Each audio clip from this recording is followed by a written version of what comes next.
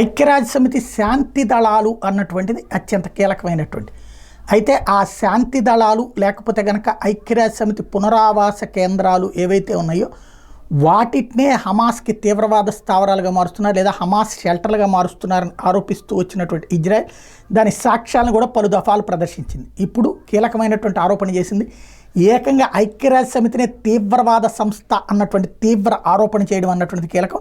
Israel ambassador to the UN has branded the UN a terror organization, escalating tensions between the two sides amid the country's war against Hamas in Gaza and attacks on UN facilities in Jerusalem.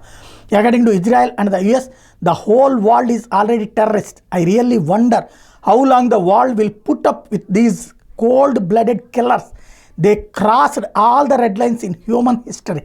They have neither shame nor remarks. ఇది నేను ఎప్పటి నుంచినో చెప్తుంది. దుర్మార్గులైన రాక్షసులైనటువంటి వాళ్ళు 1200 మంది ప్రాణాలు తీసి ఇప్పటికి కూడా 400 మందిని బందీలుగా పెట్టుకున్నటువంటి వెధవలని కాపాడటం కోసం ప్రపంచమంతా మాట్లాడుతుంది మానవ హక్కుల పేరుతో. అంటే ఎలాంటి నీచత్వంతో మనం ఉన్నామన్నటువంటిది ఆ కడుపు మంటే ఆ కసే తాజాగా ఇజ్రాయెల్ నోట వెలువడింది.